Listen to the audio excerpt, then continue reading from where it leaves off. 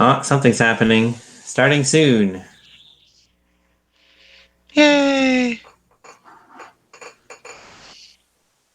Oh, there it is. Okay. I'm gonna move my drawing space a little bit here in a second.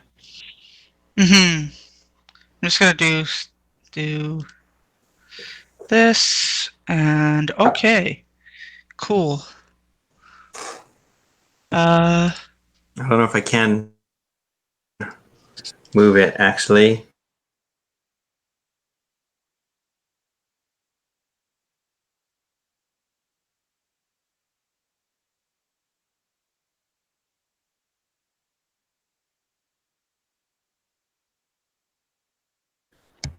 And my internet is gonna be really slow.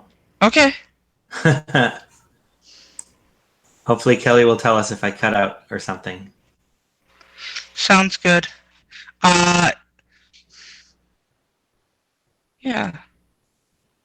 I wish there was a way that I could. Oh, that was Kelly's internet. Okay. I wish there was a way I could turn off the videos on Google Meet because I don't need to see them. Yeah, But yeah, same. oh, that's fine. We'll survive. Like Um, I turned off mine.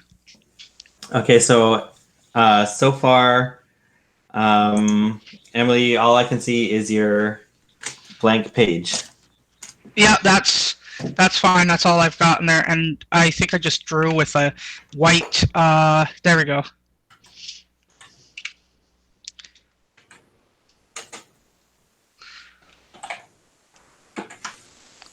Is it not doing stuff? So I'm not There's a seeing. delay. Okay, It doesn't hang on. Let me like. just try. Hang on. Let me try something. Okay. Woo! Is it better? Is what better? Like I just drew. I just drew Oh yeah. something Okay. there. Yeah, there's a delay at least from what I can see. I'm So just shutting down as I'm shutting down as much stuff as I can. I don't think you're the reason there's a delay. When we tested this out, there was a delay as well. I think that's just how Oh, Twitch works. It's got to bounce oh, around a okay, bunch of places. gotcha. Okay, all right. Well, I did my part. All Okay. right. All right. So we should also post on social media that we're here. I did an auto. Like you can check to see if it's posted, but I did an auto post through Hootsuite that goes to all of them. Like it goes to Facebook, it goes to Okay. Twitch, and it goes to Instagram saying that we're live. Okay. Yeah. Um, So Let me just grab my Twitter and I can post there too. Just a second. yeah, I'll also I'll go to my Twitter for a sec. Oh no, I don't want that. I want a new window. Okay, Twitter.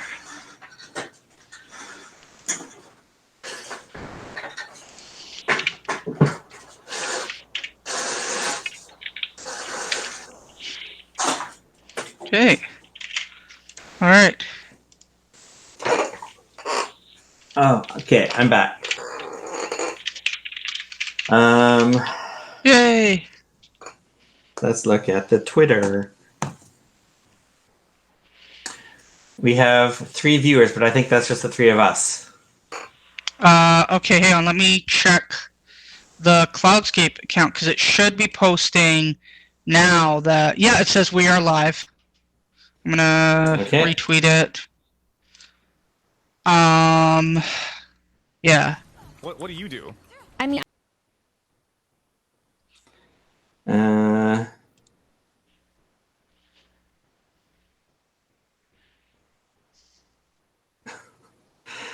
Looking at my Twitter account is a mistake. Because now it is distracting. Oh, I had it up, but I'm There yeah, we go. I like found the thing. Yeah. Do you think? Oh, you know what we should do? We should post to the Cloudscape Twitter, not Twitter, yeah, Discord, and announce it in the stream section that Okay. we're streaming. Where is the stream thing? I know there's a stream bot thing, but I don't know how to get it to auto post our stuff.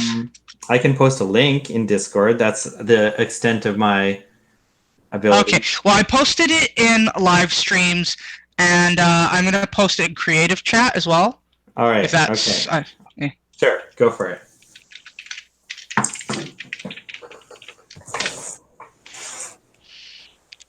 All right. So, but we have 5 people. There's 5 people. No, 5 followers, not 5 viewers. No, that's 5 viewers at the bottom. Like, I see the red person that's there. Oh, Um, 6. where? 6. Yeah. Okay. So if you look at your Twitch Uh-huh. next to the counting up number, that is how many people are watching. Oh yeah, okay, it did go up. It's to 5 now, so somebody's on. Welcome, whoever you Well, are. it says hi, hi, hello, hi. I will draw you a nice hi, and it'll go very slowly. So we are here to promote our book that we have on Kickstarter. Let's try the Kickstarter thing. What did we type for that? That's KS? Yeah, it's exclamation KS. It's like Exclamation KS. Okay, yeah, there it is. Hey. Yeah, that's our Kickstarter, and yeah, we're just seeing if more people come in. There's 6 people. Hello, all 6 people that are here. Which I think yours is updating faster than mine. yeah. So I guess what we don't know is we don't know how many people are watching just on the Kickstarter page, or does this number include that? No, it wouldn't include that. So, hi everyone. All right. So yeah, I'm gonna start drawing. So yeah. So basically, hello, welcome to the stream. This is my second time streaming, but not for Cloudscape. I think this is Jonathan's first time streaming. Yep, definitely. Yeah, and so we're Cloudscape Comics. We have meetings here in Vancouver, BC, and we promote BC artists, and we and we usually have weekly meetings. We do have them on Discord, but of course, due to the it's a lot. I guess not really lockdown, but like just the pandemic measures. They've been all online, right? So, so basically today we're just we're going to be doing art related to our latest Kickstarter, which is Welcome to Mina's, which is a Vancouver set diner anthology that's slice of life based. It's slice of life genre, and it has some historical fiction in it, and it's basically all these stories taking place within this one diner that evolves and changes over time. And I'm the editor, Emily Lampson. I also drew the first story in Welcome to Mina's. Drew and wrote it, and Jonathan wrote. Jonathan drew his story, and it is written by Dr. Ray. Is it Sue, or is that how you pronounce? Yeah, Sue. Okay, it is just Sue. Okay, but yeah, and it's an excellent story. Jonathan, why don't you tell people about what your story is about? Okay, so the story that Ray wrote is about. It's mostly about the anti-Asian riots in Vancouver in 1907, which takes place before the fictional diner opens, or soon before, and the main character is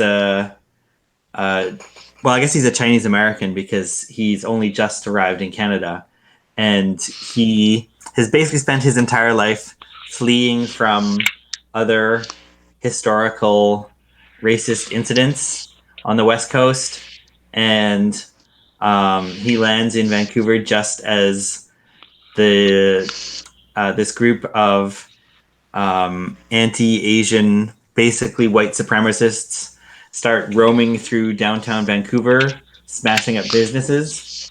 And so we see everything through his eyes. And then the story at the very end, which is the page that I'm drawing now, it jumps forward through all of the history of this diner to the present. And I don't know if you can see the panel at the end, but basically in 2020, Mina's finally closes after 100 years of being an establishment in Vancouver, and is scheduled for redevelopment. Yeah, I did. I saw that when I see it, and yeah, it fits in well with other stories in the anthology too. It's almost like it's kind of how it's ended up working out is it almost seems like it's kind of almost a little bit of a preview of what's to come in other stories in a way. Like it's not completely like predicting, but it's kind of like that because there's some other stories in the same vein as that, like in terms of like a closure or near closure type setting, right? So that's what I really love is all those stories have fit together really well, and I think everyone just has done an amazing job, you know, with writing and with like, you know, just overall like the just the art quality is just really amazing. Yeah, so the so the page you're working on is it the this would be the which page are you working on right now? This is page 11 of 11. There's two other pages that I haven't inked yet, but because I'm really far behind, I'm the only one whose story isn't done. Hey, that's totally fine. It works out for this. Like we get to get to see some of the work in action. You know, we get to viewers will get to see you know how the well, the comic sausage is made, or just the comic is made, rather. So I noticed that, like, when I was looking through the like the pages, there was some non-English text. Do you think you could like show us a bit of that and kind of translate what it says, or Sure. Yeah. So first, Kelly just asked, do you think a lot of the stories are influenced by current events? I know this story sure was. The last panel, the Ray wrote in that there was graffiti that says China virus, which is an actual, like, he even sent me the photo of, I think it was a bus stop or a bus shelter in Vancouver that had that painted on it in great big letters. And so he said, this is going to be the end of the story. So the racism that happens in 1907 is still there in 2020. It was just sort of under the surface. It didn't entirely go away. Yeah. Yeah, exactly, right. Like I feel like when this all started, there was like there was already, like, you know, anti-Asian sentiment with just other things, like real estate, for example. I know that's come up from that. Yeah, but now it's like more than ever, like somehow like even though like we had our set scripts, it feels like now our stories have become even more relevant just through just all of this through the pandemic, right? Mm-hmm. All right, so I'm going to show you my sketch pages because I don't have the text written on my good copies. Okay. I'm going to do that digitally. Let me just get things in Okay, order cool. here. Everything is totally out of order because I haven't needed these in a bit. That's fine. So yeah, no, this is the page that I have up right now. I sort of picked some sort of fence posts of like the history of this diner during its 100-year history, and one of the ones I picked, I guess I didn't really pick it at random because I knew there was a story that was set in 1986. So I put the characters, or a couple of the characters from the 1986 story. I think that was Jean's story Mm-hmm. in that Yes, panel. that would be the best open-faced turkey sandwich in the West is Jean and Elise story. Yeah. So I think that's the panel you can see right now. They've got the two characters who are Who are entering, yeah. Yeah, they're just looking at the sandwich board on their way into the diner, which is something that they do in Gene's comic. Mm-hmm. But then we didn't have anything set in like the 1940s, so I found a photo of people celebrating the end of World War II, like riding around in trucks in Vancouver, and just sort of decided, okay, well they have now driven past Mina's. Yeah.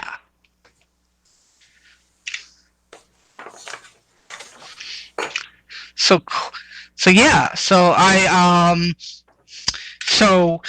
I've got more questions for you. I'm going Okay, to. I'm still trying to find my pages here. Okay. Well, I'll hold off interrogating you about your story.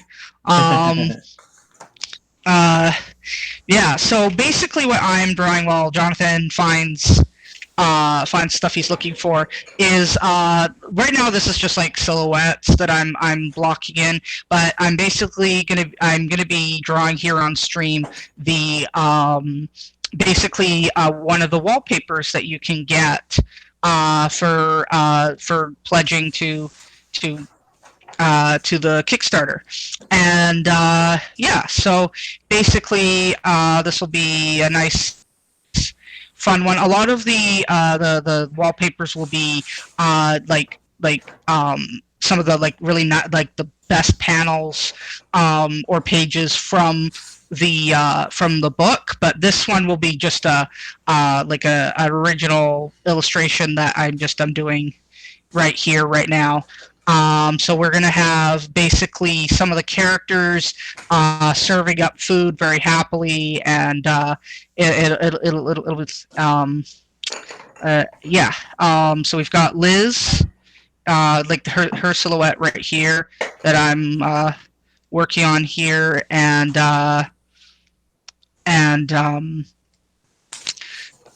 I've got Mina holding her plate right over here, Mm-hmm. and I'm going to be drawing GA as well. GA is Mina's dad, who appears pretty much near the end of my story, and he has a more prominent role in Arthur's story, which is Blessings in Disguise, right? Which is illustrated by Victor Mora.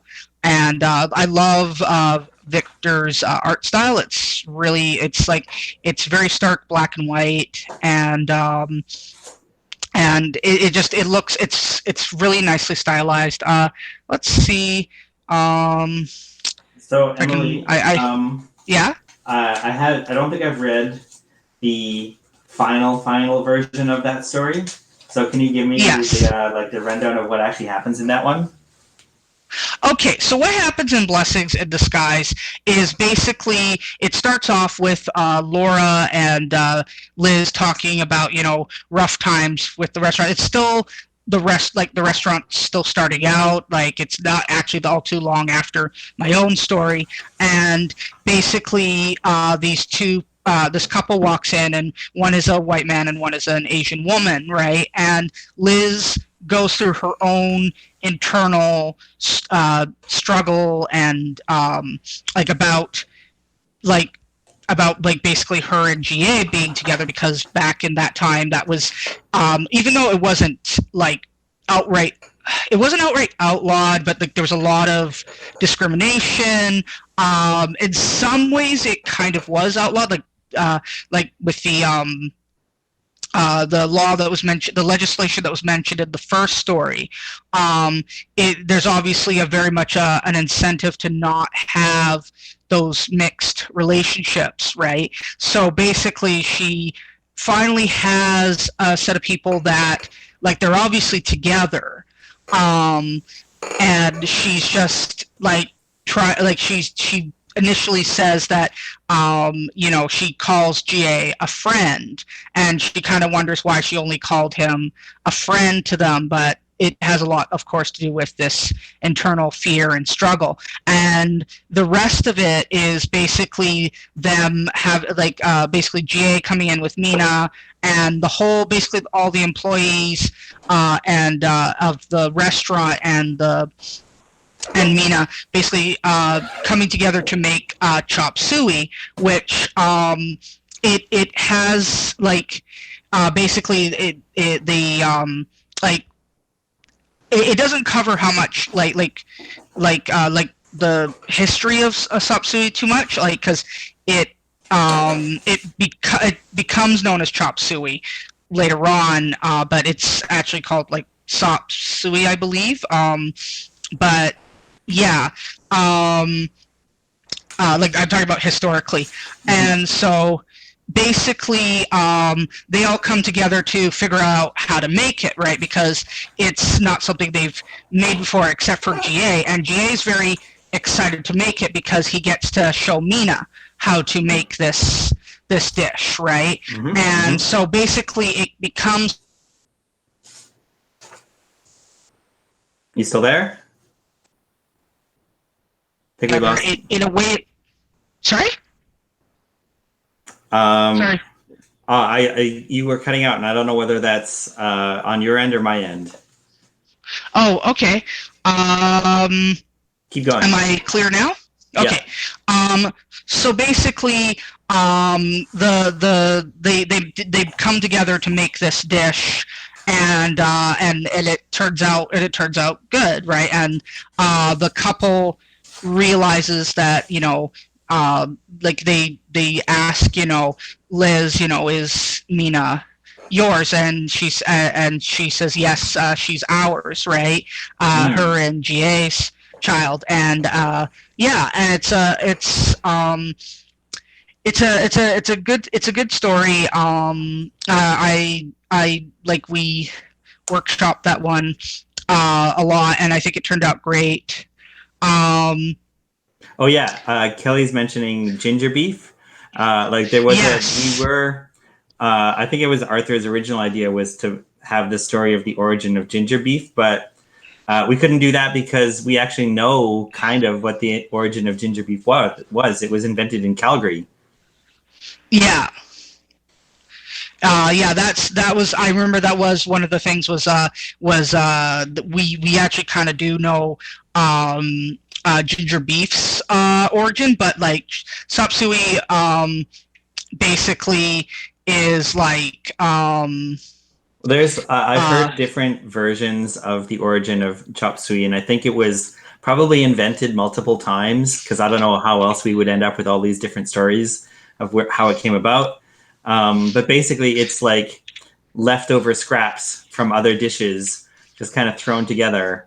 And then white restaurant patrons were a big fan of it, and it became such a popular dish that a lot of Chinese restaurants in North America would like call themselves chop suey restaurants because that was a thing people would show up for.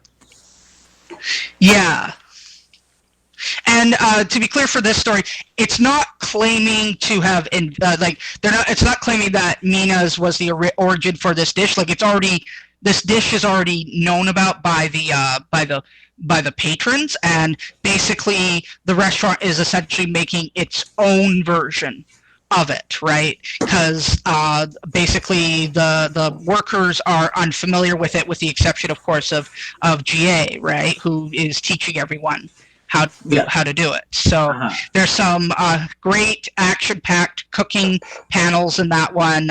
Like there's one that's shown on the Kickstarter that's like a multi-panel of what everyone's doing, and I think that's like my favorite page of that story. I love how it looks. It's very good. Mm-hmm. Yeah. All right. So I found my pages finally. Yay! So what I wanted to do, I don't know if my video feed is super delayed, so I don't know how well this is going to show up. But basically, I wanted to have a way to show the languages that people would speak in the story, because that's the only way to tell what culture they're from. Because this is the like early 1900s. There were still some people who would dress in sort of hanfu or like traditional clothes, but a lot of people had already started switching over to Western style clothes. So you can't tell by their outfits. You need to be able to tell by their language. And so in this scene, when these characters walk into this restaurant, this is the restaurant that Mina's will become, but it's not Mina's yet. And they talk to each other in Cantonese.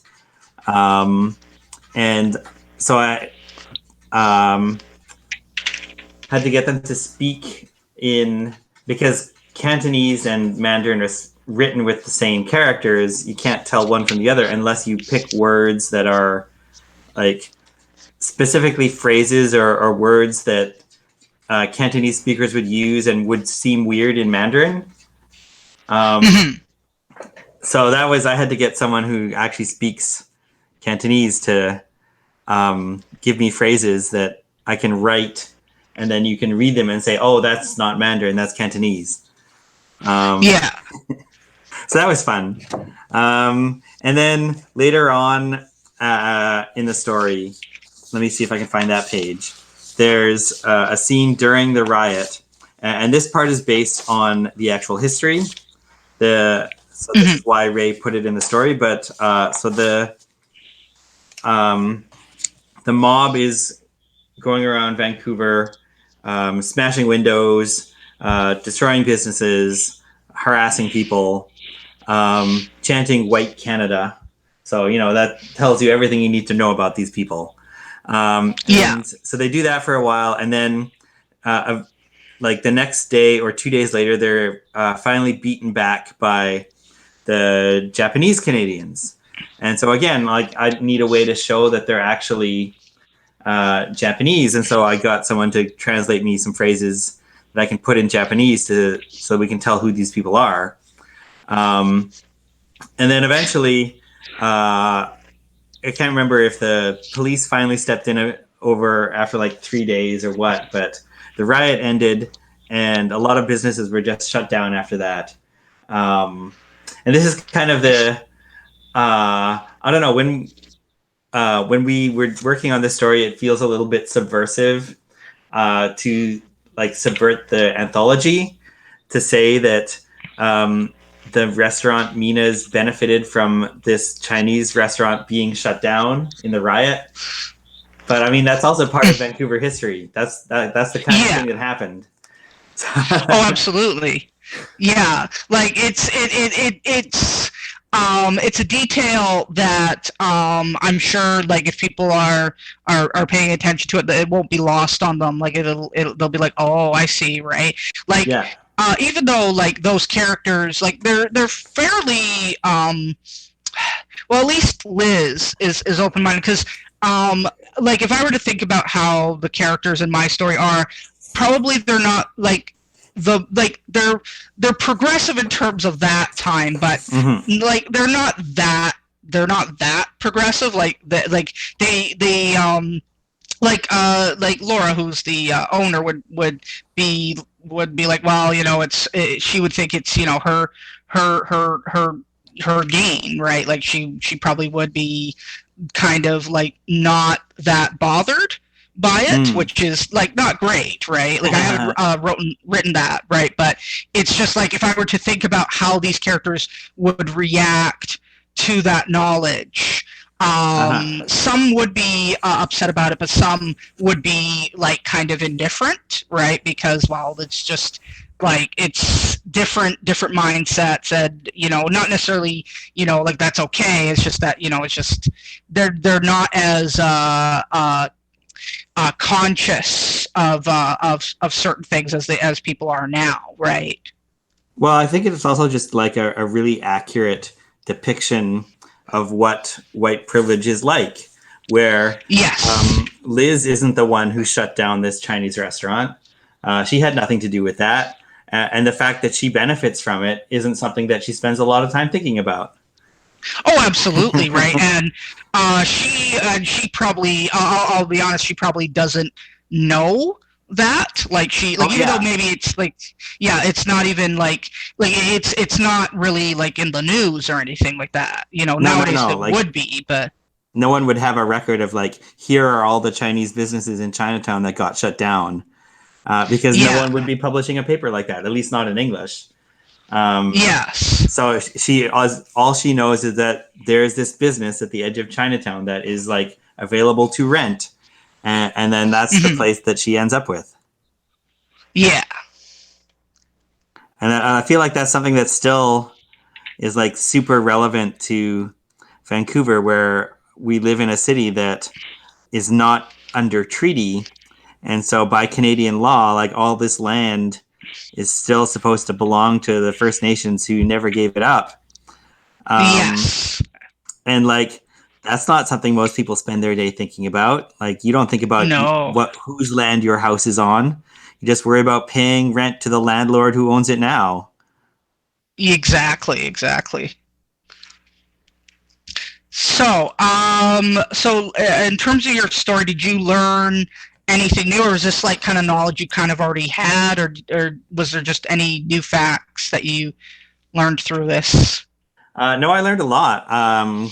Like Ray has done his research, and I'll be honest, I didn't even know that there was an anti-Asian riot in 1907, and it seems like it's a pretty significant event in Vancouver history.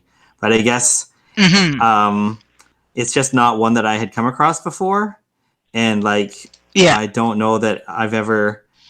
This is part of what is so interesting about local history is that so much can go on, and unless you're like, I've never read a book that's like, here's the whole history of Vancouver.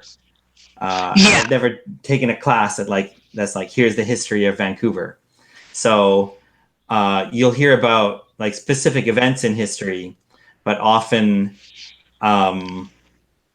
Like the sort of the general gist of it, like here's the summary, that can get lost. And so it was good to be able to sort of rely on his knowledge of history to sort of share this story, because I mean, I consider myself a history buff, and if I don't know about this, how many other people have never heard of this? Oh yeah.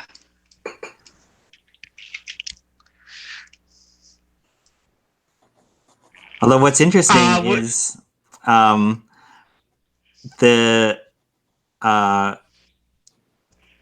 one of the classes I teach, the teacher I work with has got some of them doing a research project on the 1907 riot. So kids are going to be like much better off knowing this stuff than I was when I was a kid. So we're being asked, would you say history is written by exclusion? Yeah, that sounds fair. Yeah. And it's constantly being rewritten too. Like I think part of the problem with people's perception of history is that you think that the history you learned when you were young is an accurate depiction of it. And so there are people who will get upset about quote unquote rewriting history, but that's not what's happening. It's The truth. there's a selection process, and there was a selection process 40 years ago about what should count as the important parts of history, and there's a selection process happening now, and the criteria are a little different, but that doesn't mean any of this stuff isn't stuff that happened. Yes. So, got any questions for me? Sure. So, for what was the original inspiration for having an anthology that's a shared universe set in a diner? Well, basically, what happened was I know we talked about, oh, we should do like a diner anthology, and then I was like, I'll do the diner anthology, right? And then from there, like I actually had two ideas, and I was trying to figure out which one people would like more as something. So I was basically tallying up which people would prefer, a diner anthology or this really abstract idea I had, right? Which basically was kind of even, but as I was talking to people about the diner idea got more and more developed. Like that, like it was really from workshopping it with other people. Basically, like the like how it became shared universe was kind of a workshopped idea, like basically, you know, through the meetings with Cloudscape people and from, you know, talking with friends. And so yeah, that's basically how I ended up settling on both doing the diner anthology as well as doing the shared universe stuff. Just basically just a lot of input, and yeah. Okay. How long have you been thinking about doing this project? How long have I been thinking about doing it? Okay, not including while I was working on it, because it's like in preparation. How long? I think I was thinking about it. Oh, geez, probably at least a year beforehand. Like I was thinking about it, and I was thinking about other ideas as well. And there was a lot of me like jotting down notes about stuff and.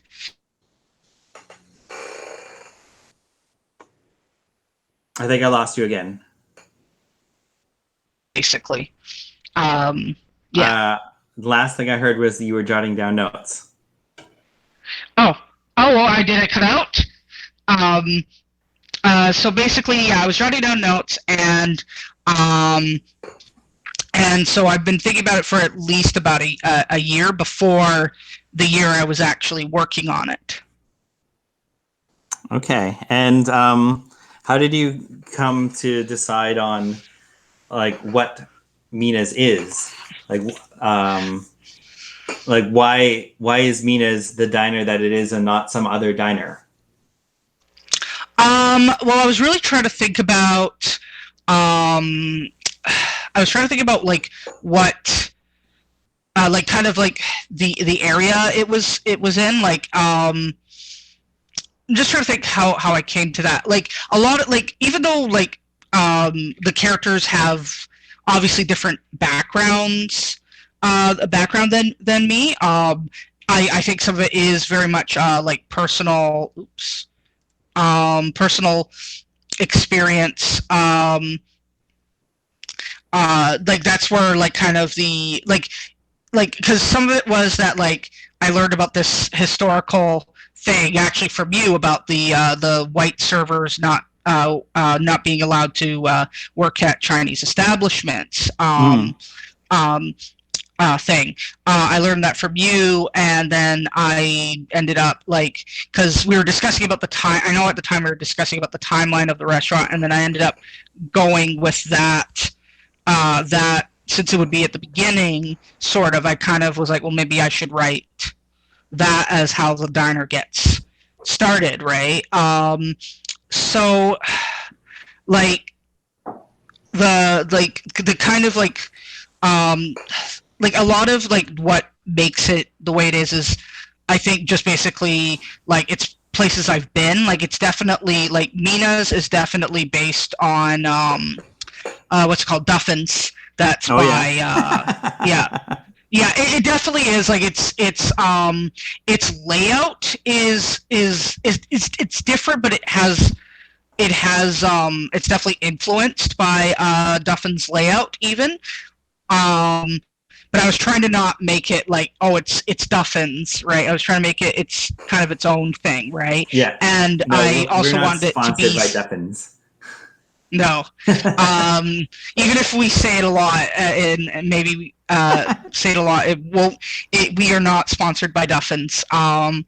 There are no free donuts being supplied to us by Duffins. Sadly. Um, sadly. So anyway, so yeah,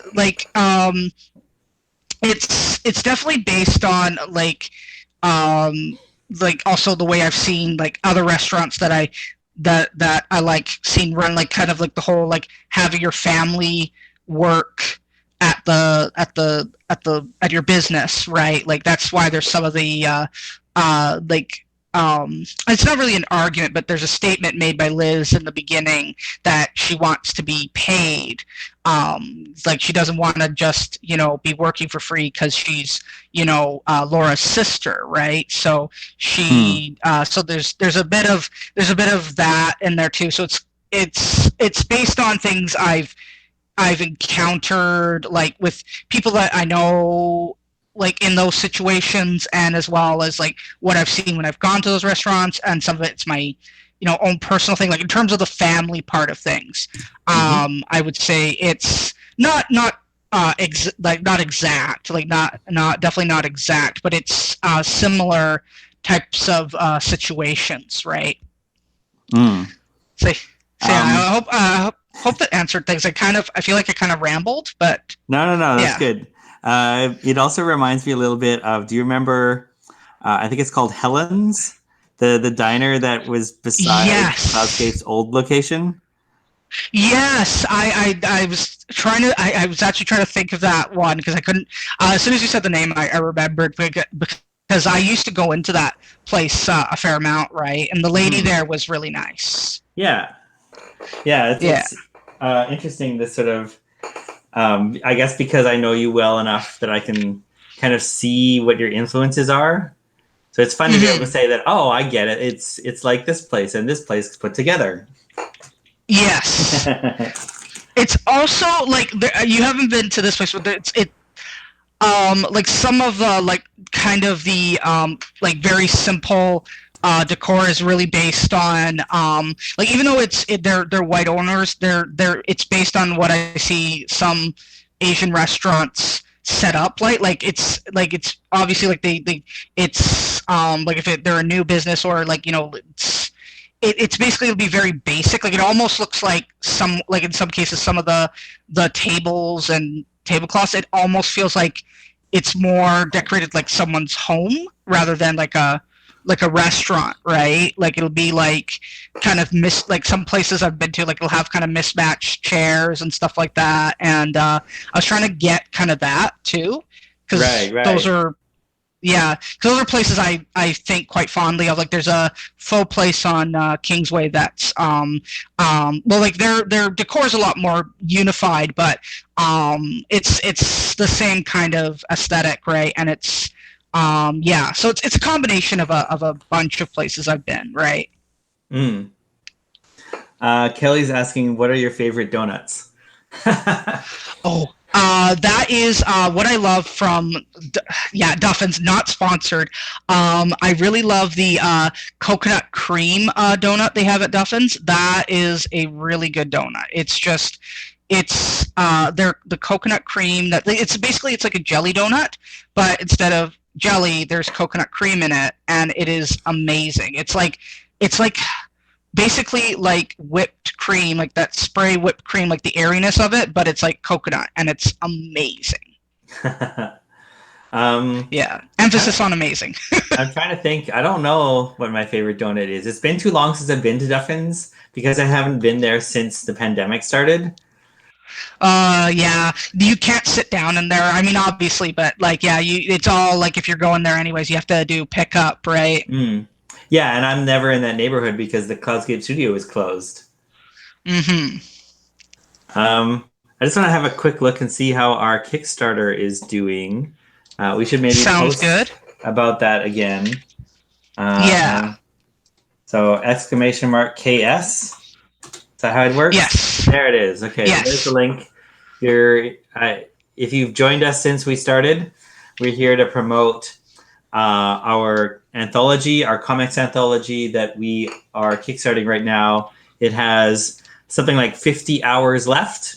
It's always a little nerve wracking when it gets to the point where it's counting down hours instead of days. Mm-hmm. We've Yeah. got a little over $1,000 left to make in order to succeed. Looks like Kelly is putting it up 8645. Okay, I think that's where it was before, but that's okay because we have done pretty well this weekend so far. Yeah. So we're close. We're getting there, but we're not there Yay. yet. And we've got one thing that I'm surprised about with the Kickstarter is how few people have picked the commission tiers. Like I've been thinking about like, oh, what if I put more money in? I could get a commission from someone, but I shouldn't do that because money.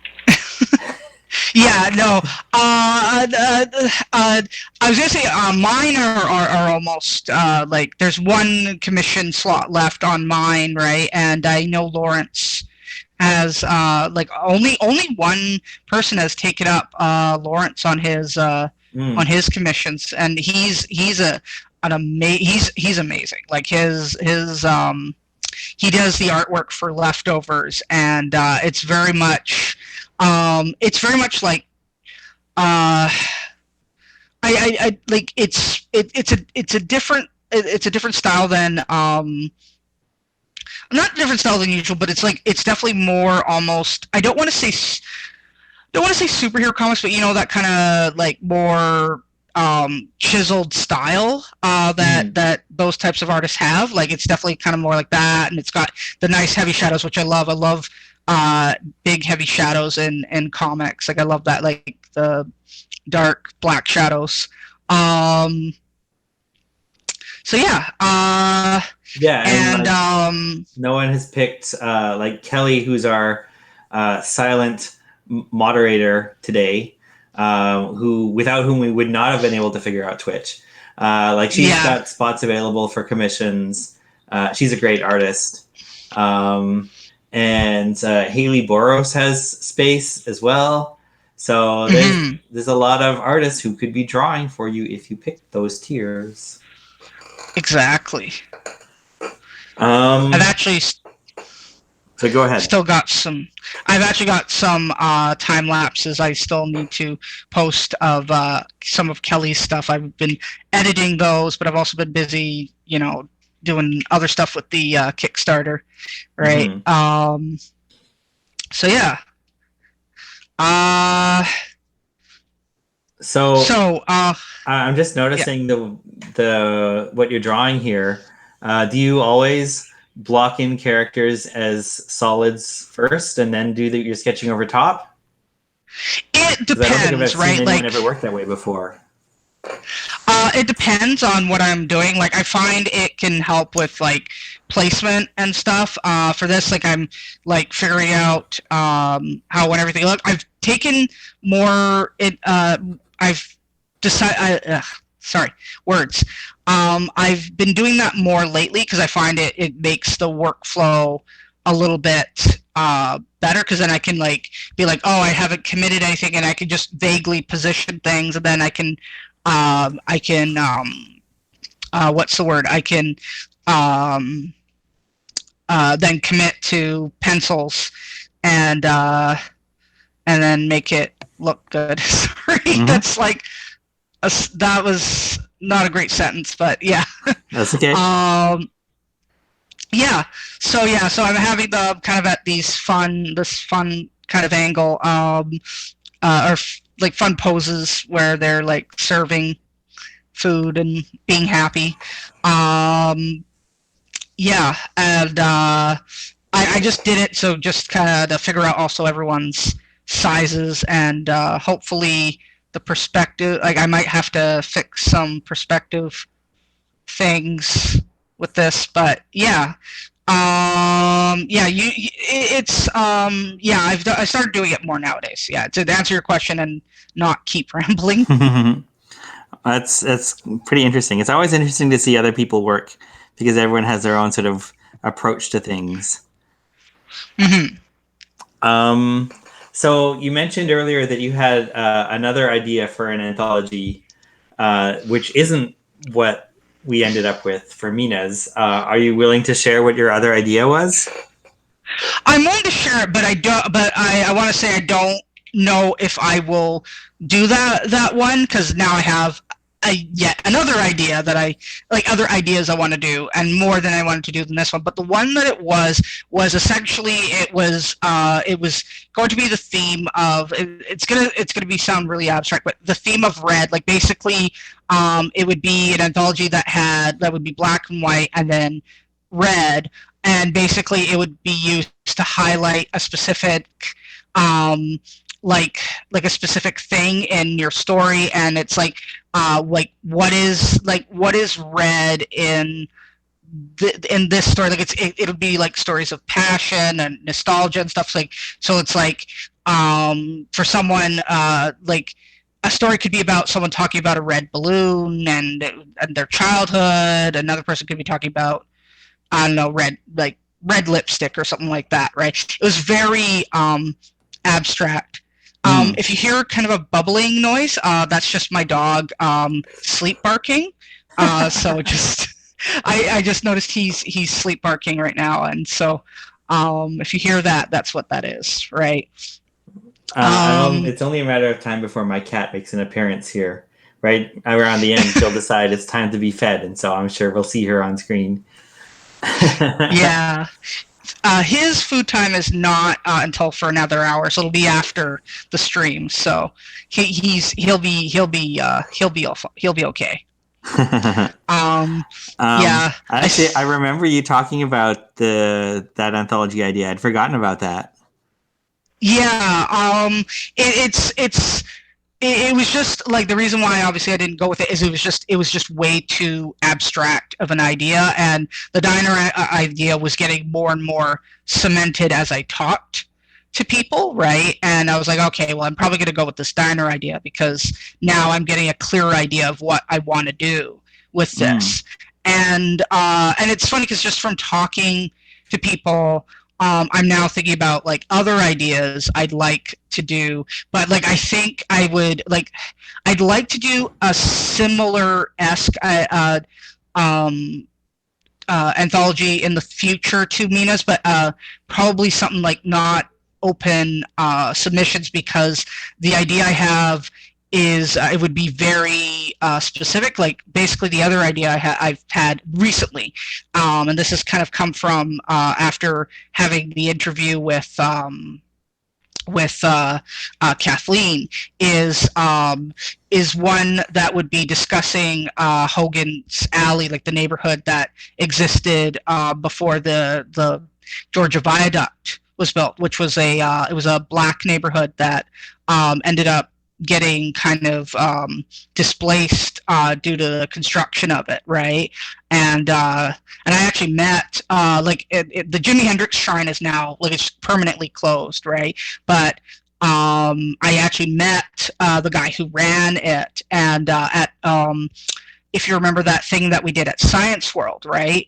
Like the it was the like kind of the community project, like community planning project for the Georgia Viaduct, right? That that guy was there at that project thing. I'm just going quiet because I'm not sure if you can hear me. Hello. Think they're. Oh yeah, okay. Just Jonathan's quiet. do not hear Jonathan. Huh. Okay. Okay, so you can hear me, but I don't know if Jonathan is. Oh, he left. He left. Okay, that's why. All right. Okay, it's not me. Okay, because I was kind of I was like, oh, did I get disconnected? Right. But okay, good. It's not me. Oh, these arms are a bit. Hey. Okay. Yeah, sorry, that was my internet. Good thing we ended up not using my internet to do the feed, because we would have crashed the whole thing right now. Oh boy. Well, we're still good. Okay, because I was worried. I was like, oh no, is it me again? Because I know when we were testing things out, I went quiet apparently, and it and I didn't realize for quite a bit. So yeah. So anyways, I don't know if you heard all what I was saying about things I don't remember. I'm trying to remember what I was talking about. I know we were talking about anthology idea. So basically, to summarize, I'm considering, like, this wouldn't be for a very long time.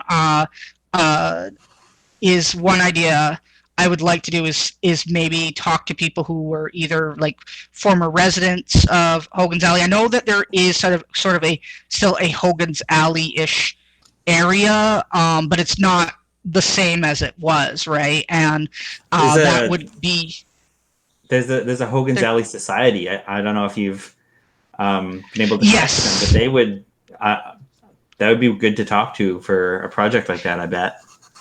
Yeah. Like it's something that, like, before I talk to anybody, I kind of want to think over exactly what I'm pitching and what I want to do for that, right? Sure. Yeah, and so basically, that's one idea I have for another anthology. The other one, I like less history. Well, maybe not entirely less history, right? But I would kind of like. It's based on a pun I thought of, but also I've been really inspired by werewolf artwork lately, because I've been seeing a lot of wonderful werewolf artwork. Another anthology idea I have is to do a Canadian werewolf anthology. Ooh. And you could, call it O Canada. You know who would be on board with participating in that anthology? Who would that be? Kathleen Gross. Oh. I mean, if it's werewolves, then she'll be all over that. Yeah, I was trying to think, because I'm like, there's a lot of people, but I'm not sure which person you were explicitly referring to. Okay, I'm gonna have to take away some of these blue silhouettes now, because now they're in my way. I think Mina is a little too. She's not as. She's got a bigger head because she's a young child. Yeah, no, that looks like the right proportions. She's just flying through the air right now. That's true. I might need to bring in a reference pic, which I can do this. I love this thing that I think Photoshop can do it too, but I know Krita has been able to do it. Is bring in some reference pictures and then have them on the side, and you can look at them and pick colors from them and stuff, right? One sec. Oh yeah, so you mentioned this program that you're using for drawing, and it's not one I've heard of before. Tell me about Krita. Krita is a free open source program where you just basically download it. You can donate if you want to help the people that make it. I think I'm not sure where they're from. I think I know one of the developers is French. I don't know if they're all from France, right? But it's but yeah, see, I brought in the reference picture there, and I can have it hang out and help me. Oh, nice. Photoshop can't do that. Oh, it can't. Okay. Ooh. or at least it's not Um, easy. yeah. So anyway, so yeah, sometimes I have like, like I'll have like a center artwork, and it's just wreathed with reference stuff, like a commission I was working on for, like, it was a comic commission. I just had all these like photo references up because it was it's an environmental comic, right? So I was like had this all these pictures of like the ocean surrounding it. But yeah, um, yeah. So yeah, Krita, it's pretty close to Photoshop. Like it definitely has some different like functions and stuff. Like I haven't used Photoshop in years, so I Mm. don't know.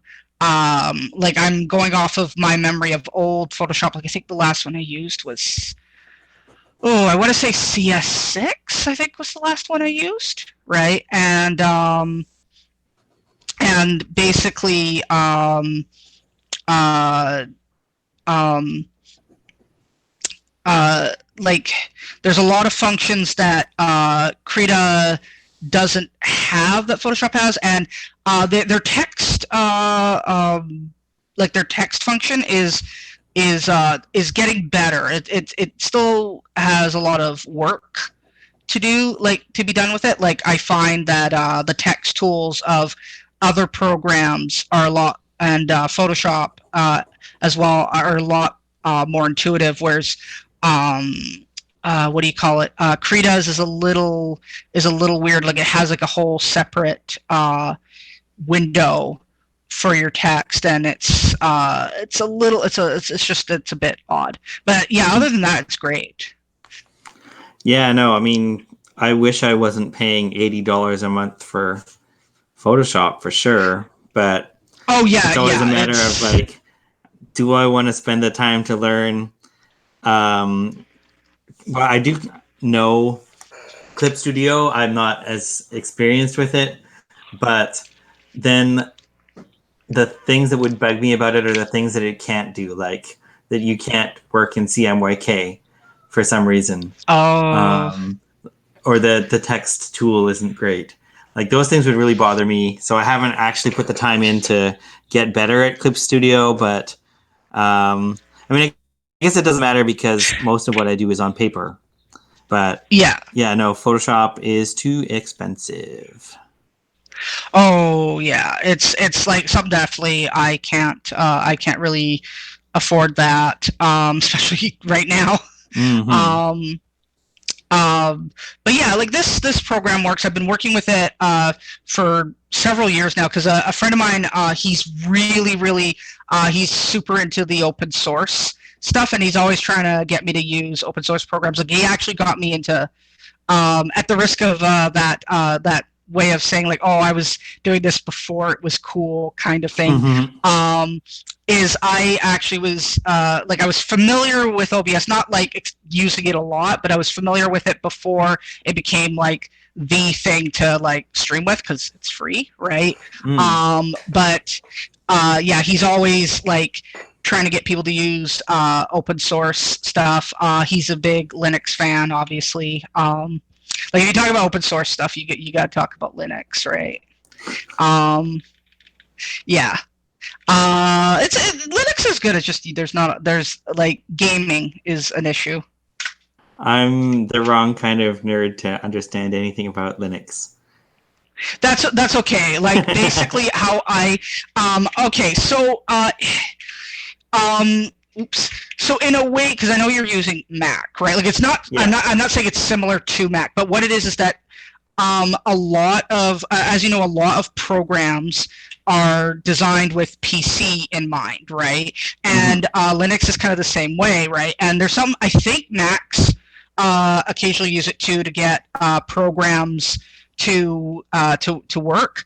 But there's like a I think it's called a wrapper or something like that. He used technical terms that I don't quite remember. But basically, programs that you there's a program that you can use called Wine, which basically, like if you have a program that will not work on your operating system, there's a chance that you could use Wine, and it will be like, oh yeah, sure, I'll work on this operating system I normally don't work on, right?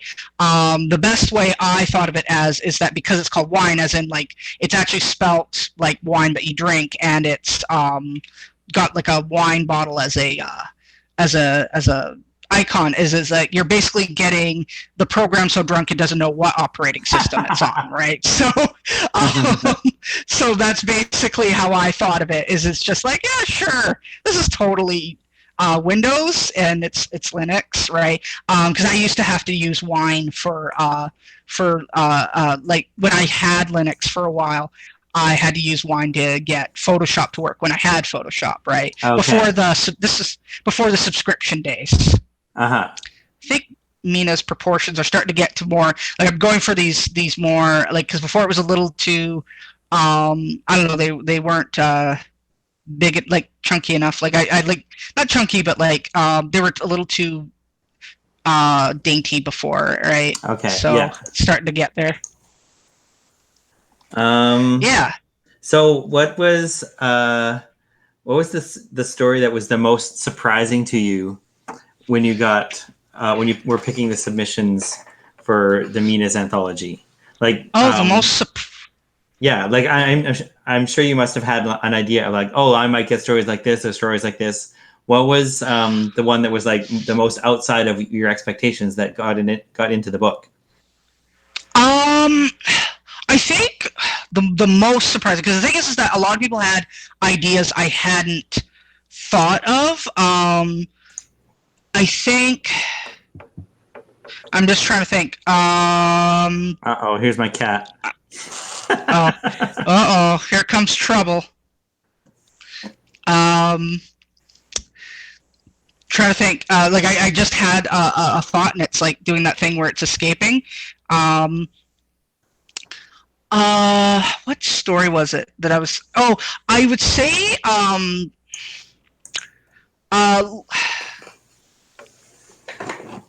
most surprising, because I'm just trying to think how I one that I really liked said most surprising.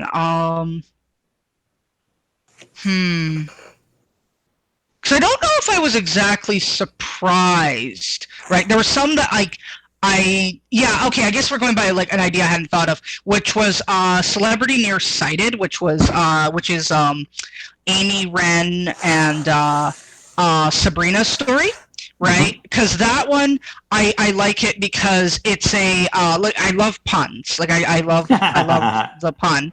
That got me, and I liked the whole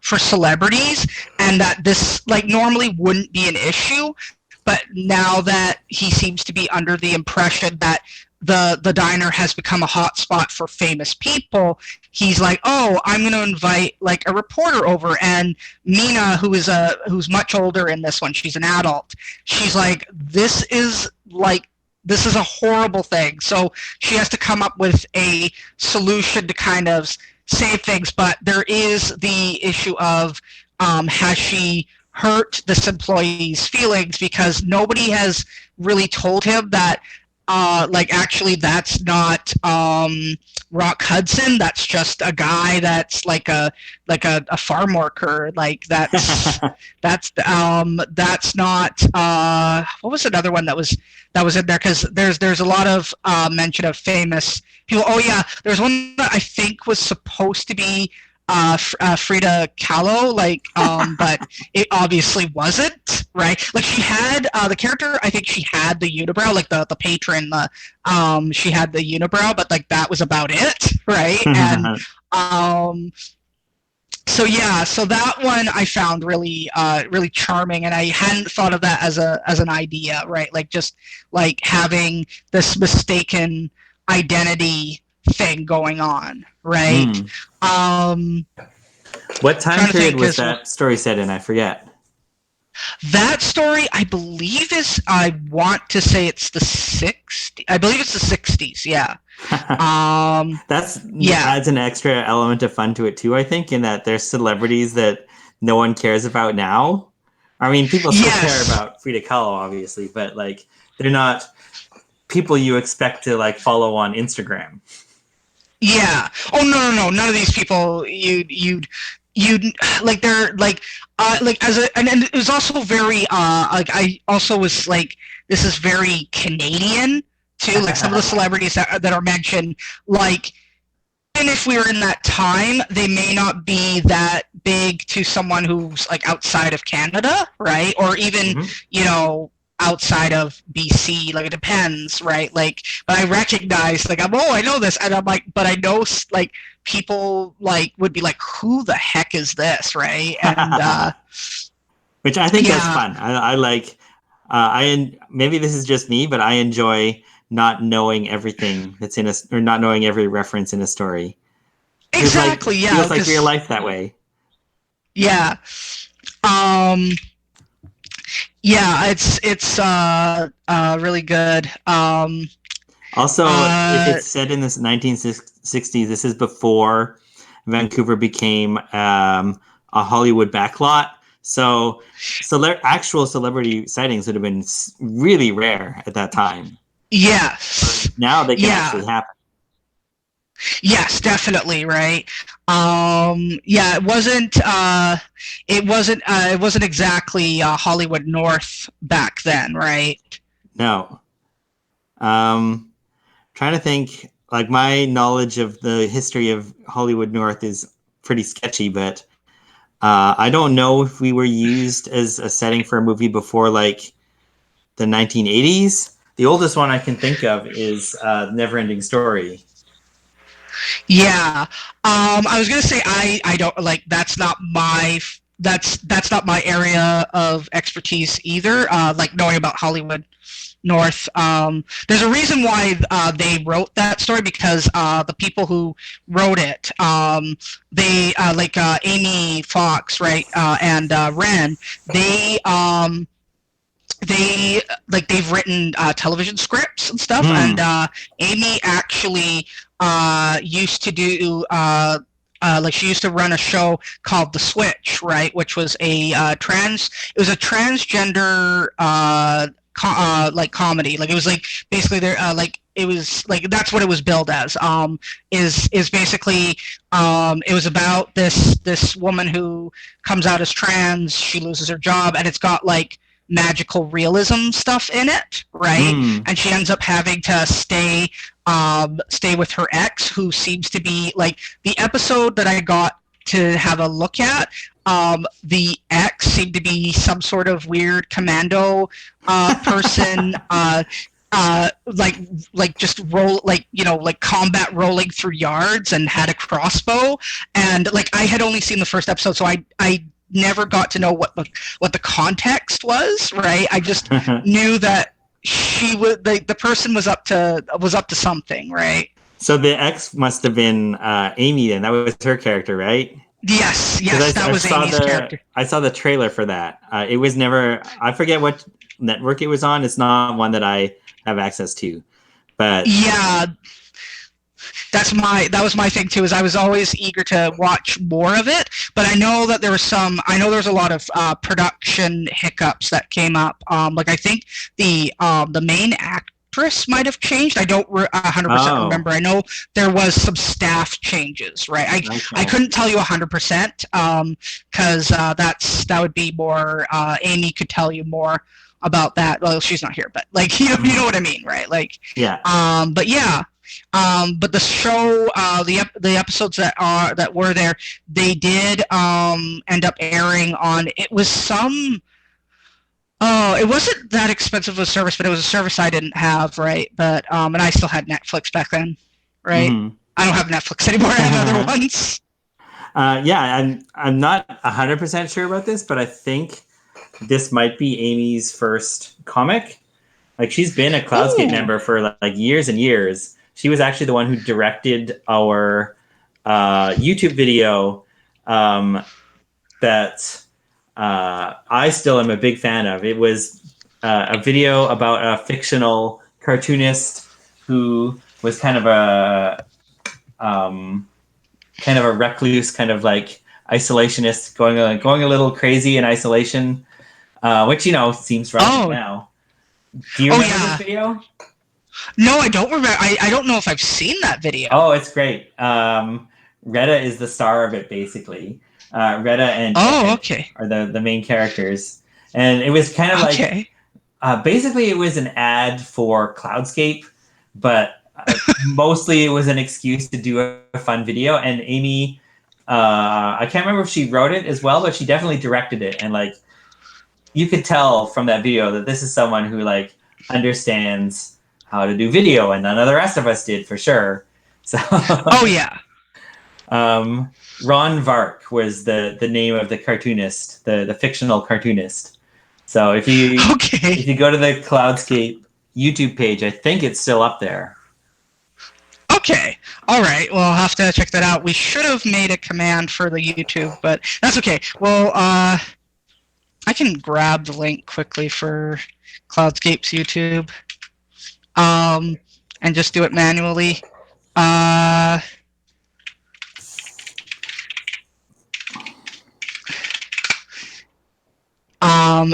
So, definitely our first stream, for anyone watching. I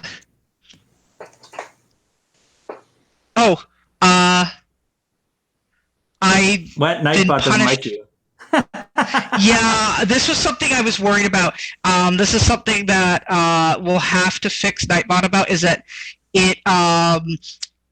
When you first add it, it can be a little bit like zealous about the link postings. And I posted one link, and it's like no links, and it just just smacked me down. All right.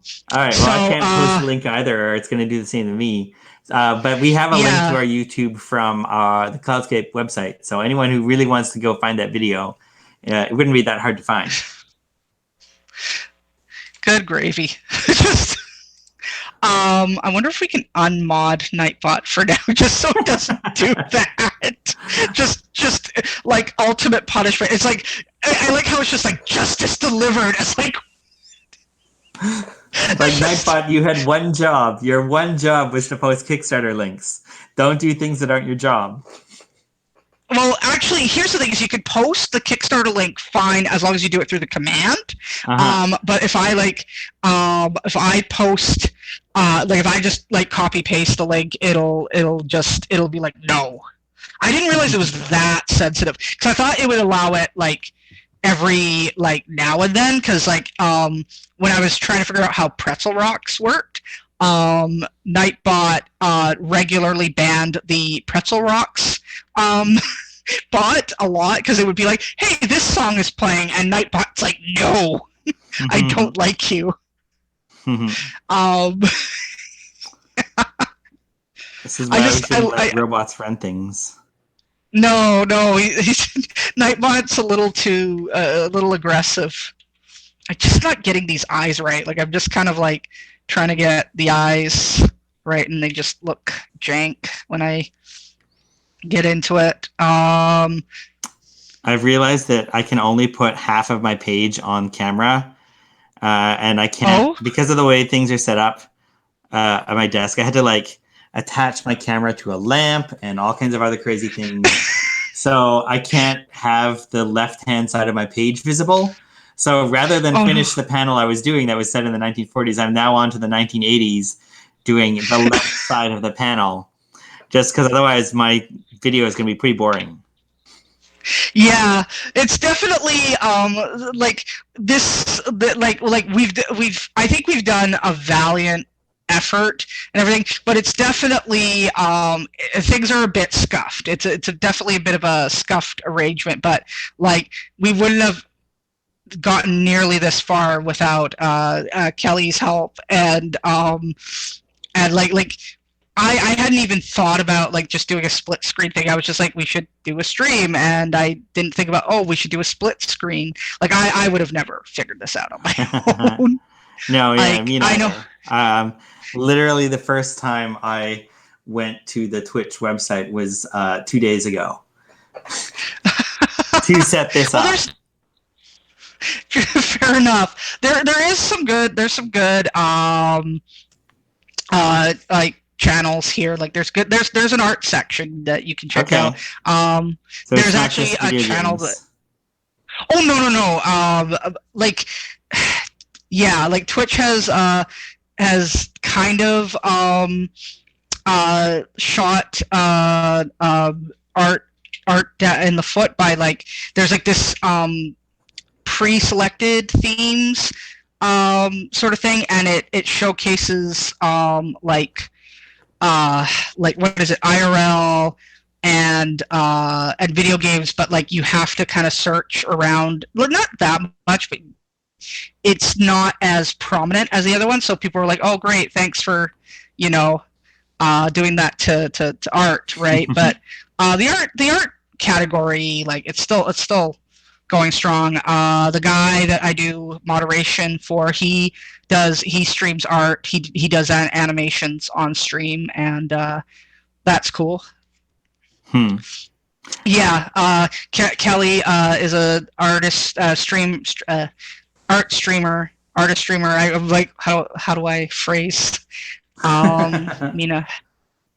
But yeah, I was like, Mina has no nose at the moment, but we'll fix it.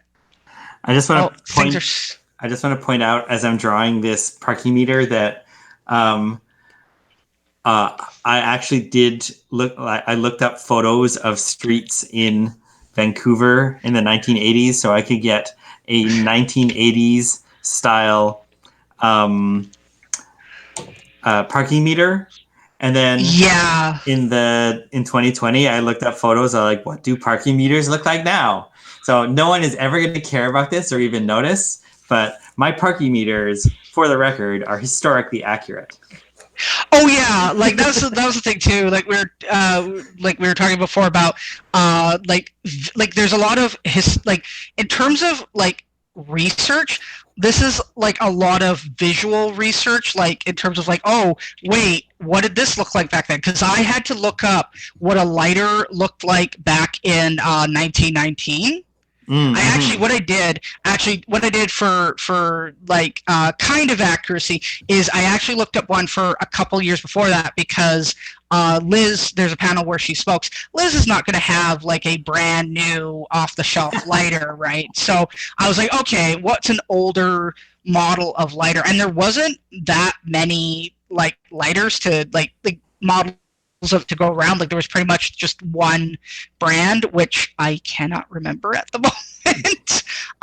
But it was like it wasn't like those slim looking ones, like the Bic lighter type things. It was like very squat, made of metal. Like they were kind of based on like I know like soldiers had like these weird lighters that they had made out of whatever they had around, right? And so it was kind of like its design was kind of based on that. I know that's really vague to say, oh, it was based on what soldiers made, but it's like, and I don't say what it was made out of, but it's like basically they were very square, and to me looked kind of like scary, because like lighters, like I don't use them much because obviously I don't smoke, right? But the flame gets near your thumb and everything. Whereas like this one, it's like, look at this giant flame. like it's just like it looks like a very small, like how like the classic end of like a flamethrower looks. Imagine that, but like maybe about the size of your the end of your finger, and that's what it looks like. And it shoots up this flame that's like absolutely huge, right? Like it's really overkill and completely unnecessary, but I guess before they refined it to a modest flame and not something that you could set your you could set your house on fire with a smaller one, but you know what I mean, like just it takes a few extra seconds. Like those extra seconds matter. Yeah. And I feel like Mina's eyes could be better again. But anyways, so there was a lot of lighter and cigarette things, and I'm like, what was that beep? Did you still there? Yep, I'm still here. Did we lose a Jonathan? Oh, okay. Can I you just hear heard a me? beep, so I was. Yes, I can hear you. Oh, Okay. that's weird. Um, I'm think that might be my end. I think there was a like there was just something. Yeah, I fixed it. I think. Um, very odd. Um, yeah. Sorry, I'm just doing a lot of ums. Yeah, no, like that. Uh, I really enjoyed that kind of historical research because so much of the yeah. research you have to do for a comic is visual stuff, which is Oh yeah. harder to find than if you were doing it as like prose. Um, Mm-hmm.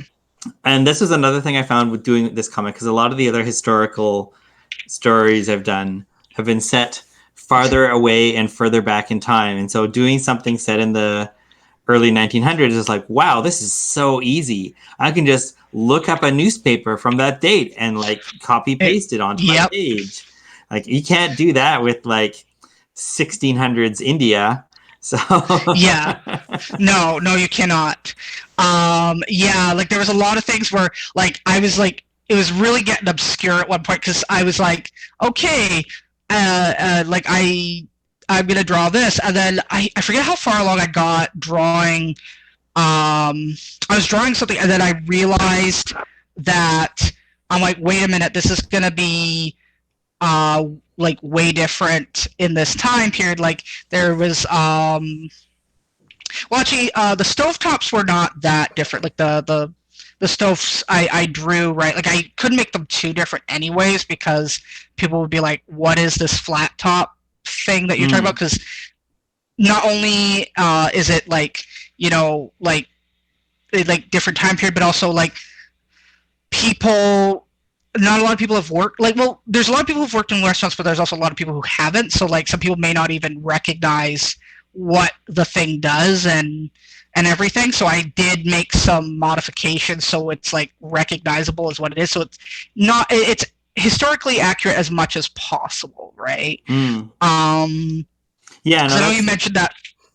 that's definitely a factor too. Is that it's a visual medium, and you need to be able to communicate things with pictures. But if things have changed through history, you might not be effectively communicating what it's supposed to be. I had that problem with. There's a scene in the comic set in Bellingham, like days before the Vancouver riot. There was a riot in Bellingham of like again white people trying to get rid of Asian people, and so in this case, it was mostly South Asian, and so I was looking up like reference photos of how would South Asian people have dressed in like 1907, and like the style of turban for Sikhs is different.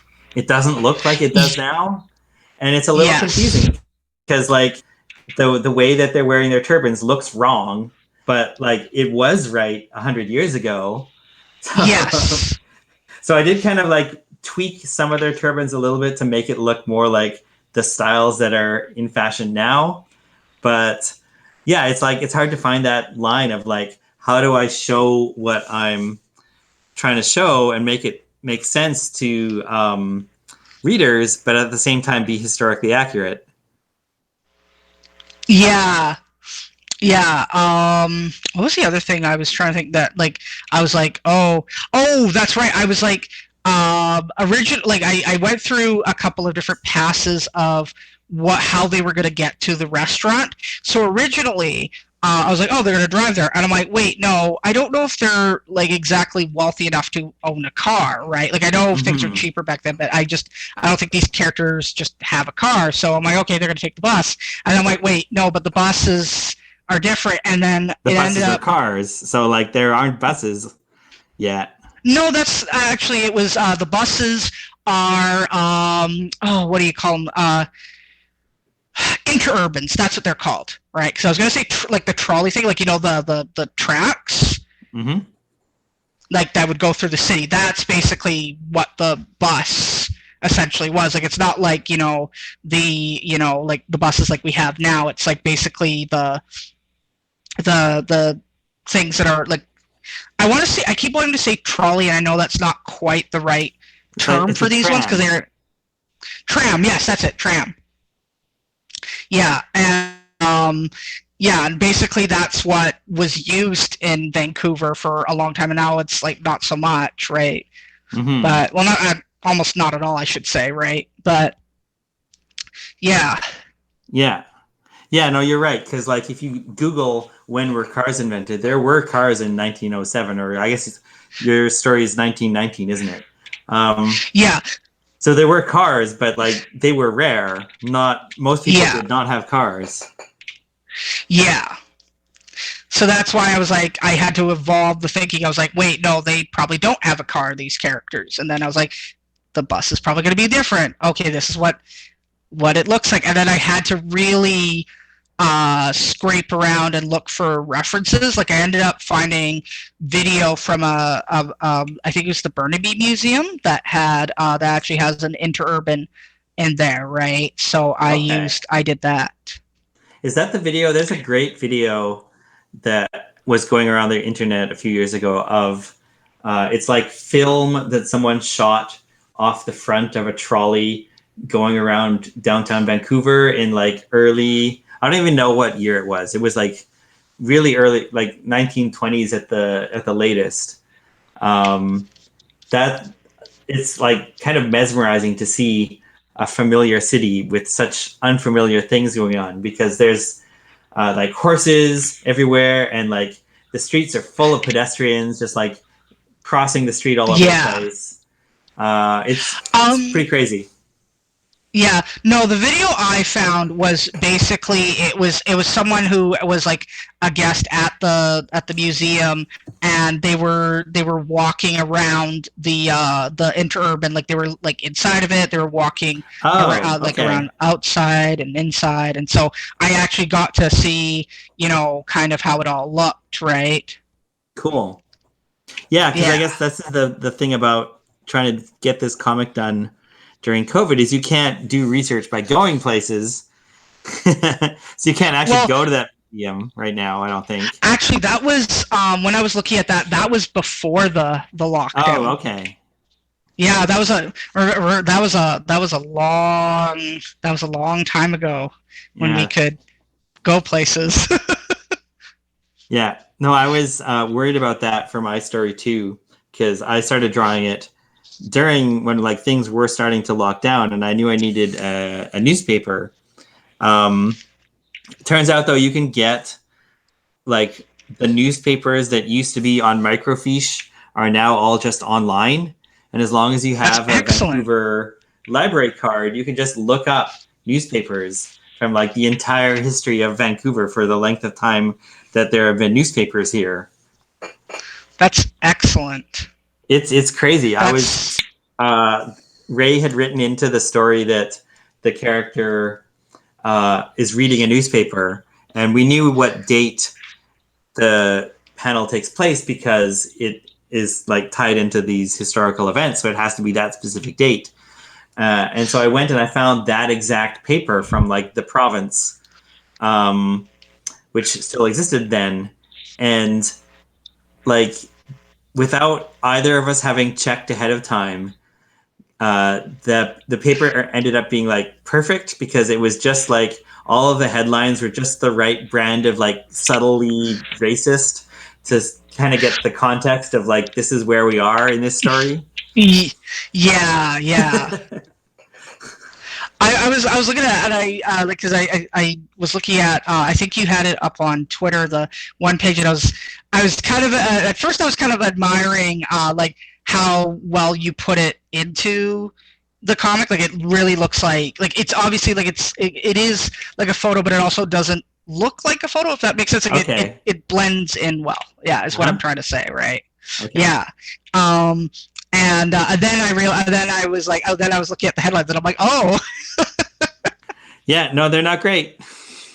no. I mean, there's a lot of things that are not great, right? Uh, Yeah. This one, like, oh, geez, the eyes have gotten really weird. we should probably It, like shout out our Kickstarter here again really quick. yeah. We We've should got talk about the 7 Kickstarter. viewers right now, but I don't know if it's the same 7 viewers we had before. Um, So, hello, if you have joined us in the last half hour or so. We're working on a comics anthology called Welcome to Mina's. It's up on Kickstarter, which I am going to post the link here again. There, Kelly's just put it up.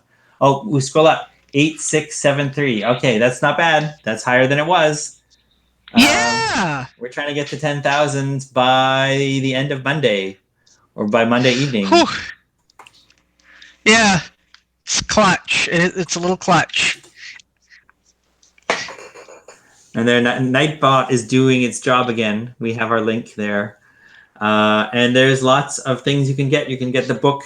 You can get ebooks. You can get art commissions. You can get other Cloudscape books. And yeah, that's what we're working on. I am the only person who is not finished drawing their story. So that's what I'm working on. And then Emily is the editor of the anthology, and she is working on one of the reward tiers, the wallpapers. Yes, wallpapers. Yeah, I just want to say also I'm really grateful for to everyone who's pledged so far. I really appreciate the support. It's great, especially in these tough times, right? Oh yeah, no, I mean it's totally understandable that not everyone can afford to buy books right now. Yeah. This is, I don't know, that's just 2020. We planned this book a year ago, and now we gotta raise the money to kickstart it during the worst pandemic in like almost 100 years. Yeah. There's this year has been something else. Mm-hmm. Yeah. Yeah. So, let's see. Emily, I don't think I've ever heard the story of how you connected up with Cloudscape in the first place. Oh, how I connected up. That was through I met Bevan at a it was a LARP event. Back when I used to LARP. I don't LARP anymore. But yeah, he was like I was drawing, and he's like, oh yeah, there's this group, and then I came to the group. It's not a thrilling action-packed story. It's like, oh, cool, I think I will go, and then I did. So, and then I've been around for like a very long time now. Yeah, and that must have been when we were at the Grind, right? Yeah. Yeah. Yes. A coffee shop that no longer exists. Yeah, I was really. I remember when I first walked in there, I was really confused because the coffee shop was actually bigger than I realized, because I thought, like, because there's this window that like this open kind of like pass-through window that the cafe had, and I thought it was one of those, like, it was like there was like a mirror or something that was making it look bigger than it was, and so I was trying to figure out, well, where are these people sitting, right? And I was really confused, and then I think I walked at a different angle and then realized there was like this whole big back area, and I was like, oh, they're probably back there, right? But yeah, it was interesting. Yeah. Yeah, this is why I think a diner anthology is perfect for Cloudscape, because we spent so many years meeting up in diners and coffee shops, and like Cloudscape wouldn't exist without small local businesses like that. Yes, support your local business. Yeah, support your local business, and you might accidentally support some cartoonists. Yay! I was gonna say, just because, like the times, like, support local business. Well, yeah, that too, by getting takeout. Yes, takeout. Yeah, no, don't eat in. No, I don't know.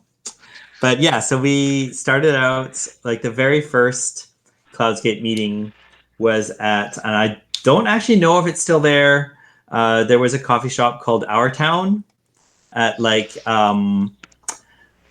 where it's kind of where Kingsway and Main split. like or in that triangle, the artist triangle. The artist triangle. Yeah, there's a lot of art studios there, and one art store, Okay. and a bunch of bookstores. Shoot. So that was our first location, and then we moved to. I think we moved to the Grind right after that. So that was the coffee shop on Main Street was our next location, and we were there for a long time.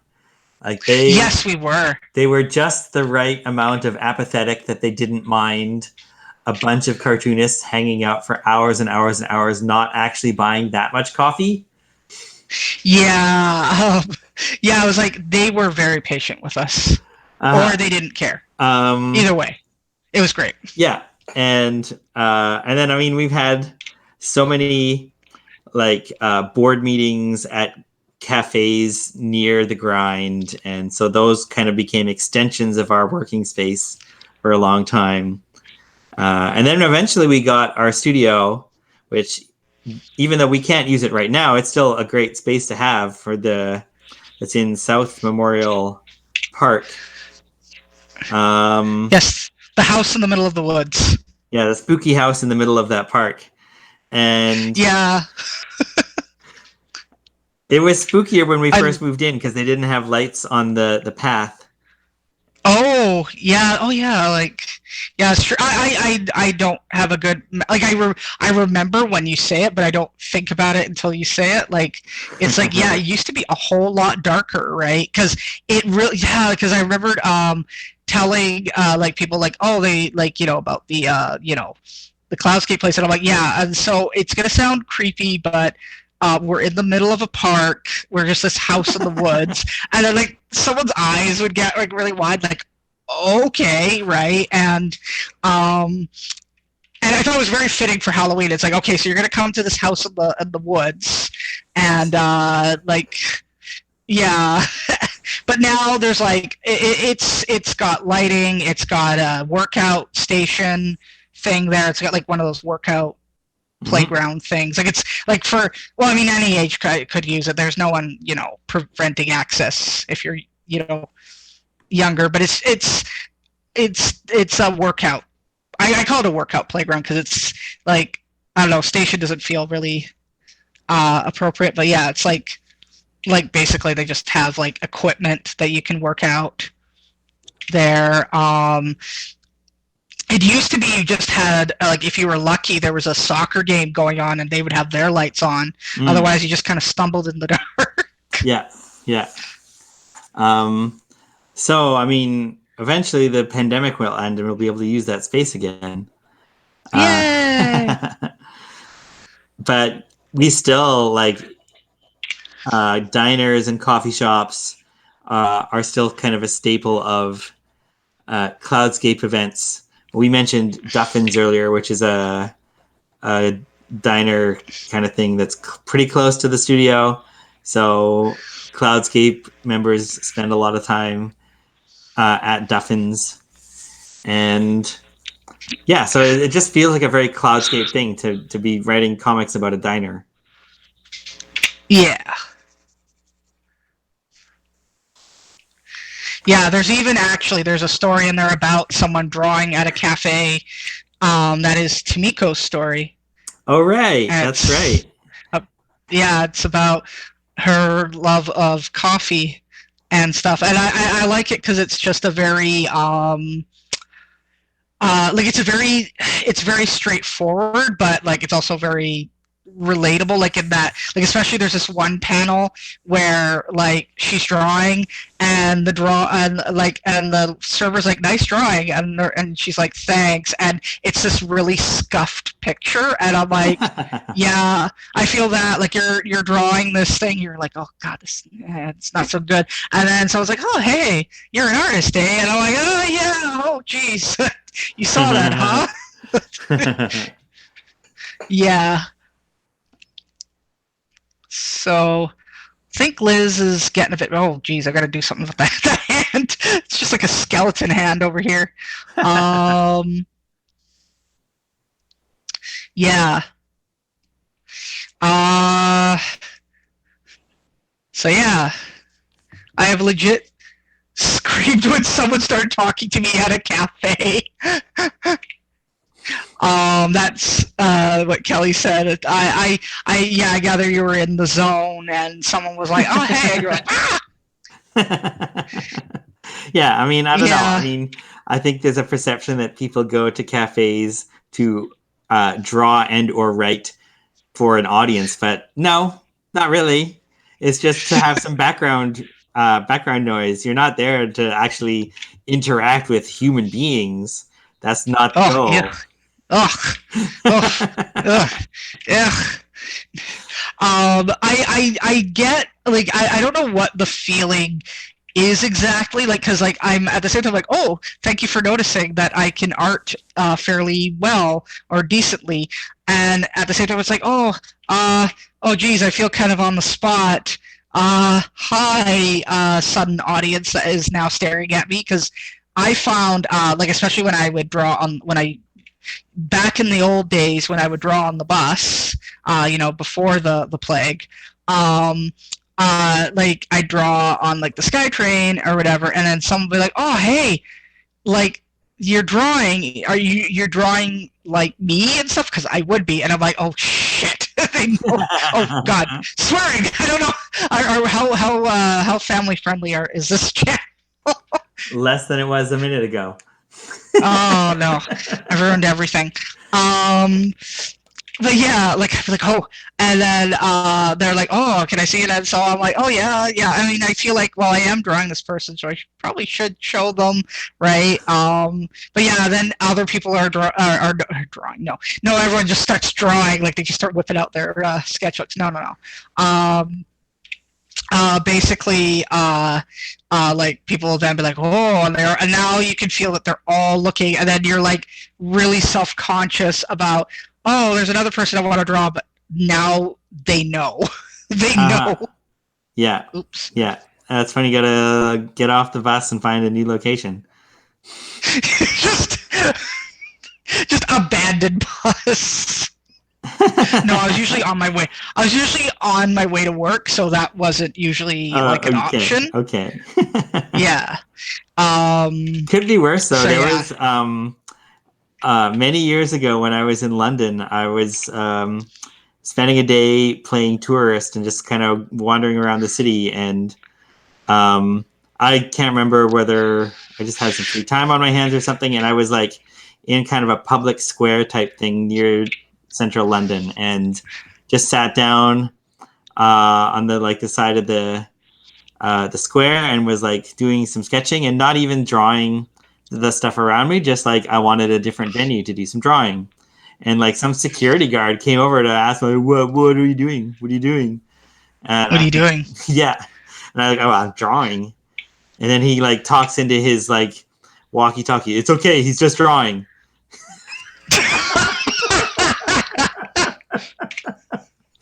So I left after that. I found somewhere else to do my drawing. Yeah, that would kind of kill the mood. Yeah. You would have to abandon ship at that point. Uh-huh. I don't think her nose is quite pointy enough. Yeah, there we go. It's a little better. Yeah. Just trying to make sure this character's on model relatively. Oops. I'm busy drawing all the many tiles that cover the outside of Mina's. Which is actually less work than the 1907 version of the restaurant where it's covered in bricks. So there's a lot more lines that way.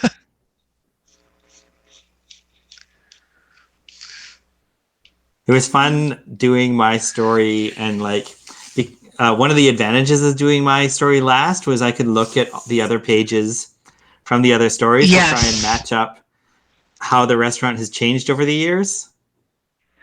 Yeah. There was some, like, basically some exchanges of, like basically I was like, oh, it's taking place at this time, and I'd ask people to like, hey, can you do like a character reference of this character so that people drawing in this time period. There was a character that got a lot of use. Not one of mine. It was the character's name is Jade. Like, just to clarify, because I know we know a lot of people named Jade, right? Like, I think we know a couple of people, and this character named Jade, who's a server, ends up getting used. I'm trying to think how many stories that character is in. They're originally from Caught in the Storm. She is right, that Oh, character, okay. and she's the server in Caught in the Storm, and she is in at least 2 other stories, right? Cool. And she's on the cover too. She's on the cover, right? And I think it's interesting how like people really gravitated towards that character, right? Because basically, for the cover, I gave the cover artist like a bunch of character art, and like basically, like it's like you can choose any of these characters as long as certain characters were on the cover. Like obviously, Mina and Liz had to be on the cover, but other than that, I was like, go nuts, like pick which ones, right? And yeah, and so what was I gonna say? I was like, oh hey, it's Jade again. Because there are other server characters, but I guess her design really resonated with people, right? Yeah. It's actually amazing how consistent all the artists were with how Mina's looks. And I'm sure you were a part of that because you've been like checking in on everyone's stories the whole way through. But Yeah. most artists were working on their stories simultaneously, so we weren't able to wait for the other people to be finished and then look at their story and see it and take ideas from that. But like, I was impressed at how much the same Mina's looks with all these different people working on it. Yeah, Kelly just said Jade is in her story. Okay. So let's see. That's 3 total. I feel like there's another one that Jade is in, but I'm not 100% sure. Right. But yeah. Yeah. The fun character to draw. Yeah. I know I do a lot of that. Yeah, thing I noticed. So yeah, I'm on to. I think I've pretty much kind of got this where I want it for looks wise. Like I think they look pretty close to their. I feel like her face isn't round. Oh shoot, her face isn't round enough. Oh god, I did it again. So let's see if I got a question for Jonathan. What kind of tools do you use? Like what kind of markers do you use?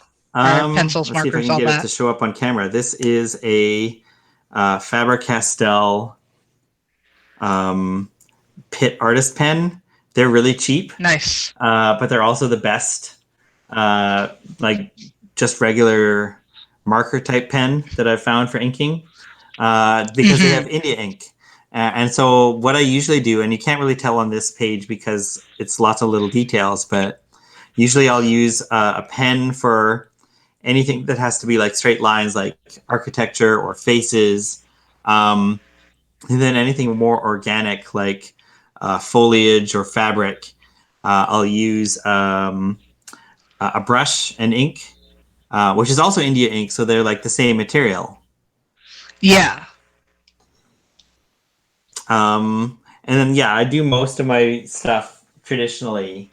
I haven't done any of the colors yet for this comic. And it's going to be black and white, so it's going to be like just tones. But I'm trying to do a different style for the different time periods. So like the older ones are more sort of like more black and white, more sketchy kind of graphite stuff going on. And then as you get closer to the present, there's more. I'm going to do a lot more gray, like flat grays with markers and stuff. Let me see if I can find a page from the earliest time period that I have. Yeah, this one. So this one, there's like lots of pencil, and then there's not going to be any shading at all. It's just going to be black and white and graphite. Oh, wow. This is the main character when he's a kid. And this was actually the inspiration Ray had originally for the story. Was there was a another incident in Los Angeles in, I think, 1871, something like that, which was like a mass lynching of Chinese Americans. Yeah. Which is another incident that I never heard of until I read Ray's script. And then he sort of has this character to kind of like tie everything together as he like moves north and like keeps running into the same kind of behavior. Yeah, actually, one of the like speaking of tying in like things with this with a character, right? Is what was an interesting question that like Kathleen asked me for my interview, right? Was basically it was about like how like for historical fiction, like how. I'm trying to think how the exact question went. I could just look up that question, but basically it was about like it wasn't quite like the difference between historical fiction and history. It was just kind of like let me just read it. Let me just read it. It's just easier if I find it and read it because it'll make sense for what I'm trying to say instead of trying to hum and haw and figure out remember what it said. Okay, so basically, she where's this? So, what role do you think historical fiction plays in our lives and the narratives that we create about the past? And I found that like a really interesting thing to think about, like why historical fiction and you know, and you brought that up with your character, and I was talking about this with someone else because I was discussing that question with them as well, right? Is that I think when you have a like it's like when you read about history versus when you read or watch a movie or story that like you follow a character hang on, we gotta check something.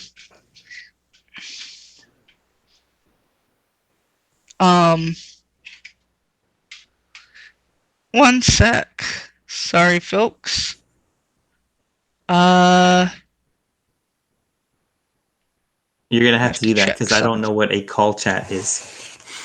It's the chat that's in the call. Like it's like the like, you know how like we could type in the chat? Uh-huh.